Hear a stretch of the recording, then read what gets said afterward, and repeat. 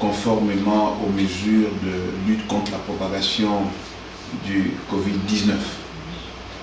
Donc nous inaugurons ce mode de communication qui sera souvent sollicité les prochains jours. La vidéoconférence est l'option adoptée par le ministère de l'Éducation nationale pour faire maintenir l'activité au sein de l'administration, notamment dans le traitement des dossiers brûlants en cette période d'épidémie de Covid-19.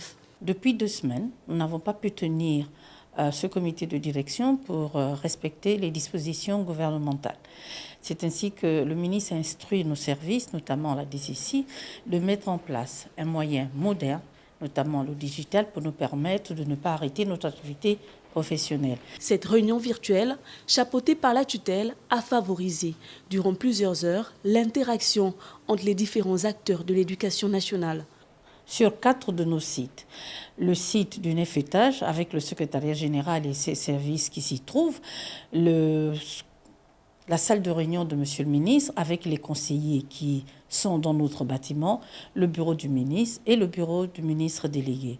Nous constatons que ça se passe très bien. Et en fonction des décisions du gouvernement, il n'est pas exclu que nous allions vers du télétravail pour poursuivre notre activité professionnelle en dépit du Covid-19 qui est à nos portes, même si nous n'avons pas encore des cas de décès. En cette période de restriction, le numérique se présente comme le moyen par excellence pour éviter tout rassemblement de plus de 30 personnes et garantir parallèlement la continuité des réunions d'urgence.